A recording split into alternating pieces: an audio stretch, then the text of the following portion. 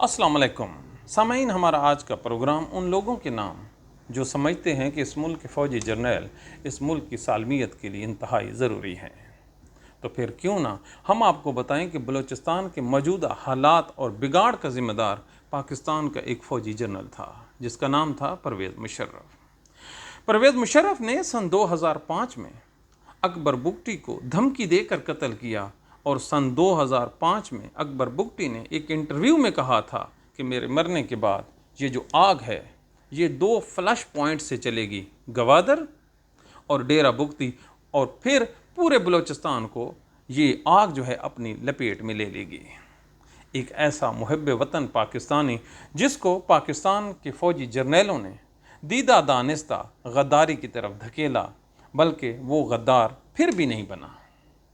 होता कुछ यूँ है कि 12 साल की उम्र में, महज कम उम्री में, अपने कबीले का बनने वाला ये सरदार सन 1950 के शाही जिरगे में जब दीगर कौम परस्त रहनुमा और बड़े बड़े सरदार आज़ाद बलूचिस्तान के हक़ में वोट डालते हैं, ये नौजवान पाकिस्तान के हक़ में वोट देता है और यूँ ये बलूचिस्तान पाकिस्तान का हिस्सा बन जाता है।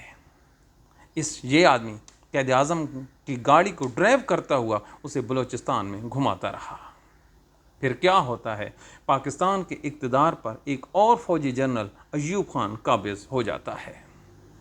वो समझता है कि ये शख्स उसके इक़्तिदार के लिए ख़तरा है, लिहाजा उसने कत्ल के एक झूठे इल्ज़ाम में इसको गिरफ़्तार करवाया और फिर 8 साल तक ये सरदार पाकिस्तान की जेल में पड़ा रहा। 1970 में ये इंतखाबात में हिस्सा लेता है और जब ये दीगर जमातों के साथ जीत जाता है, नैब के साथ, तो ये डिस्क्लोज़ करता है कि जो बलूचिस्तान की सियासी जमातें हैं उनमें एक सीक्रेट बलूचिस्तान लिबरेशन विंग मौजूद है जो हथियार उठाने का सोच रहा है। लिहाजा ये मुहब्बे वतनी का तकाज़े को पूरा करते हुए वहाँ से अलग हो जाता है। फिर कहते हैं ये दहशतगर्द था। इसने हमेशा बलूचिस्तान के हकूक़ की बात की और ये समझाता रहा पाकिस्तानियों को कि बलूचिस्तान के जो बच्चे हैं उनको उनके हकूक़ दो, वगरना एक दिन आप पछताएंगे। फिर क्या होता है, सन 2005 में पाकिस्तान का एक फ़ौजी कैप्टन, उस पर इल्ज़ाम लगता है कि सुई हॉस्पिटल में मौजूद एक डॉक्टर शाज़िया खालिद के साथ वो रेप करता है। जैसे ही इस वक़ूए की इत्तला बहर आती है तो हंगामे फूट पड़ते हैं। अकबर बुगटी अपनी कबायली रिवायात के ऐन मुताबिक डॉक्टर शाज़िया के साथ खड़ा हो जाता है और ये कहता है कि किसी सूरत इस जो वक़ूआ है इस पे पर्दा नहीं डालने देगा, यानी मट्टी नहीं डालने देगा। इसके बाद क्या होता है, जो एक अदालती कमीशन मुकर्रर होता है और उस अदालती कमीशन में ये साबित हो जाता है कि डॉक्टर शाज़िया खालिद के साथ रेप हुआ है और वो जो कैप्टन था वो गुनाहगार है।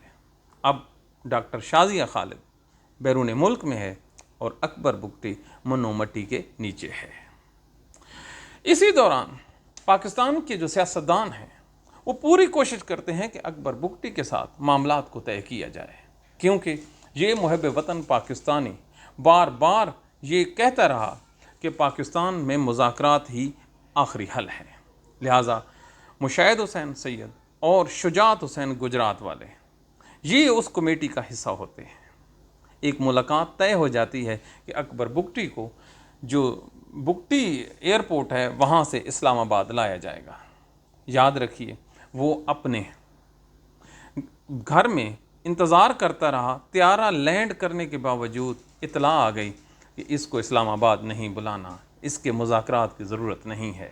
आप ज़रा सोचिए कि एक आदमी तैयार बैठा है मुज़ाकरात के लिए, लेकिन फिर भी उसको इस वजह से रोक लिया गया कि हम आपसे मुज़ाकरात नहीं करना चाहते। अल्लाह अल्लाह खैर सल्लाह। फिर क्या होता है, ये शख्स नाराज़ होकर पहाड़ों पे चला जाता है। बलूचिस्तान में पहाड़ों पर जाने का जो मकसद है वो ये होता है कि उसने हथियार उठा लिए हैं। जो डॉक्टर शाज़िया के मामले से जो निकलने वाली आग आहिस्ता आहिस्ता फैल जाती है और फिर नफ़रतें आसमान को छू जाती हैं। इसी दौरान परवेज़ मुशर्रफ पर ज़िला कोल्हू में एक हमला हो जाता है, रॉकेट हमला, جب وہ وہاں پر خطاب کر رہا تھا۔ پرویز مشرف اس حملے کا ذمہ دار اکبر بگٹی کو گردانتا ہے، جبکہ اکبر بگٹی اس حملے میں شامل نوجوان ہے ان سے قطع تعلق ہو کر ان کو کنڈیم بھی کر ڈالتا ہے، لیکن اس کی یہ کوشش بھی رائے گاں چلی جاتی ہے۔ پھر کیا ہوتا ہے، اکبر بگٹی کو ایک لائیو تھریٹ دیتا ہے پرویز مشرف کہ ہم آپ کو ایسا میزائل ماریں گے کہ آپ کو پتہ ہی نہیں چلے گا۔ پھر ایک فوجی آپریشن ہوتا ہے، اس میں میزائل داغے جاتے ہیں اور 26 اگست سن 2006 کو اکبر بگٹی کو شہید کر دیا جاتا ہے۔ یاد رکھیے، ہم اس کو شہید بھی کہہ رہے ہیں، محب وطن بھی کہہ رہے ہیں، اور اللہ تعالیٰ سے اس کی مغفرت کی دعا بھی کر رہے ہیں۔ اس کے بعد اس کی لاش کا بہت بڑا ایک معمہ کھڑا ہو جاتا ہے۔ اس کے گھر والے اس کی لاش دیکھنا چاہتے ہیں، لیکن بگٹی ایئرپورٹ پر ایک تابوت لایا جاتا ہے جس میں اس کی جو لاش بند ہوتی ہے، لیکن اس کو دیکھنے کی اجازت نہیں ہوتی، نہ ہی اکبر بگٹی کی نماز جنازہ پڑھنے کی لوگوں کو اجازت دی جاتی ہے۔ سیکورٹی کے چند اہلکاروں نے جو لائن میں نظر آتا ہے 10 سے 15 آدمی اس کا نماز جنازہ پڑھتے ہیں، اور اس کے گھر والے اس جنازے میں شریک نہیں ہوتے۔ اب آپ دیکھیے، کوئٹہ ہائی کورٹ میں ایک پٹیشن اس کے گھر والے دائر کرتے ہیں کہ DNA کیا جائے، ان کے باپ کی یہ لاش نہیں ہے، لیکن وہ پٹیشن خارج ہو جاتی ہے۔ آج اسی اکبر بگٹی کی لاش اور اس کے نظریات جو وہاں کے نوجوان ہیں وہ اپنائے ہوئے ہیں، اور پورے صوبے میں شورش برپا ہے۔ اب آپ سوچئے، اتنے بڑے صوبے میں شورش کا موجود ہونا، اور اس کے پیچھے کس کی حکمت عملی ہے؟ یہ پاکستان ہے۔ پاکستان میں جب کبھی بھی آپ نے فوجی جرنیلوں کے اگینسٹ بات کی تو نہ صرف ان کو غدار ڈکلیئر کیا گیا، بلکہ ان کے لیے زندگی بھی اجیرن بنا دی گئی۔ وہ پرویز مشرف جس کو بعد ازاں سزائے موت کی سزا سنا دی گئی، لیکن اس کی زندگی میں اس کی قصیدہ پڑھنے والے اسے پاکستان کی سیکورٹی کا چیمپئن قرار دیتے تھے، اسے ماڈریٹ پاکستانی اور اسے پاکستانیوں کا کمال اتا ترک کہا جاتا تھا، جو اپنے پالتو کتے کے ساتھ جو گھومتا تھا اور اس کی جو بڑی بڑی باتیں تھیں وہ لوگ کہہ کر سناتے تھے۔ یہ وہ شخص تھا جس نے کشمیریوں کا سودا کیا۔ جی ہاں، کشمیر کاز کو جتنا نقصان پرویز مشرف نے پہنچایا ہے کسی نے نہیں۔ اس سے پہلے کشمیر میں لوگ آتے جاتے تھے اور وہاں پر ایک آزادی کی تحریک تھی جس سے انڈیا انتہائی سخت پریشان تھا۔ پاکستانیوں اس شخص نے انڈیا کی مدد کرتے ہوئے انہیں اجازت دی کہ وہ لائن آف کنٹرول پر باڑ لگا لیں۔ جب انہوں نے باڑ لگائی تو اس میں انہوں نے کرنٹ چھوڑ دیا، اور پھر وہ جو حق خود ارادیت کے مجاہدین تھے ان کے لیے ناممکن ہو گیا کہ وہ اس باڑ کو کراس کرتے۔ لہٰذا جس روز یہ باڑ لگی عین اسی روز انڈیا نے سکھ کا سانس لیا۔ تو انڈیا کو سکھ کا سانس دینے والا پاکستان کا یہ فوجی جنرل تھا۔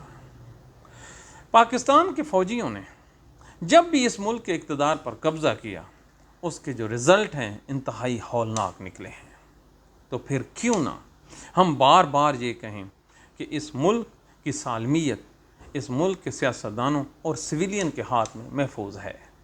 آرمی کا صرف اور صرف کام ہے اس ملک کی سرحدوں کی حفاظت کرنا، ان کے بس کا روگ بھی نہیں ہے۔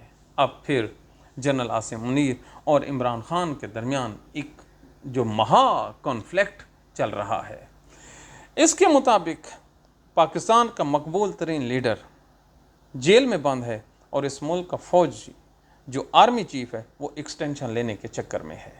اگر کوئی یہ بات کہے کہ جناب ریٹائرمنٹ کے بعد آپ گھر چلے گئے تو وہ آدمی غدار، اس کی زندگی اور جو ہے حب الوطنی اس پر کوسچن مارکس کھڑے ہو جاتے ہیں۔ تو کیا یہ جو ہم نے ماضی میں آپ کو مثال دی ہے اکبر بگٹی کی، اگر سیاست دانوں کی اس وقت بات مان لی جاتی اور پرویز مشرف اقتدار پر قبضہ نہ کرتا تو آپ سوچئے بلوچستان میں یہ جو شورش ہے یہ چلتی؟ یہ بالکل نہ چلتی۔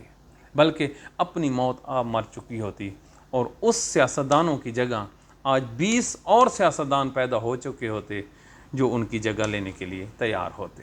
لیکن ہائے شومئی قسمت پاکستانیوں کی کہ پاکستان کے فوجی حکمرانوں نے محض اپنے اقتدار کے لیے اس ملک میں سیاست کا ہمیشہ سے گلا گھوٹا ہے. اب بھی وقت ہے. بلوچستان کے معاملات اتنے خراب ہو چکے ہیں کہ آپ سوچ بھی نہیں سکتے. تو پھر کیوں نہ اس کے حل کی طرف چلا جائے. بقول سید مشاہد حسین بہت ہی میچیور آدمی ہے. اس نے کہا ہے اب بھی حل ممکن ہے، لیکن یہ ہے کہ سیاست کو وہاں پر فروغ دیا جائے. لیکن یہ بات طے رہے کہ وہاں پر پی ٹی آئی جو سیاسی جماعت ہے اگر وہ جلسہ کرتی ہے اور وہ جلسہ کرنے کے بعد پاکستان زندہ باد کا نعرہ لگانا چاہتی ہے تو وہاں پر کریک ڈاؤن ہو جاتا ہے. تو پھر کیوں ہم بار بار ان کو اس طرف دھکیل رہے ہیں جہاں پر بربادی ہے. اب بھی وقت ہے پاکستان میں پاکستانیوں کو گلے لگائیے. ایک اور واقعہ ہم آپ کو بتاتے ہیں کہ یہ جو بلوچستان کے لوگ ہیں یہ اب بھی پاکستان سے پیار کرتے ہیں.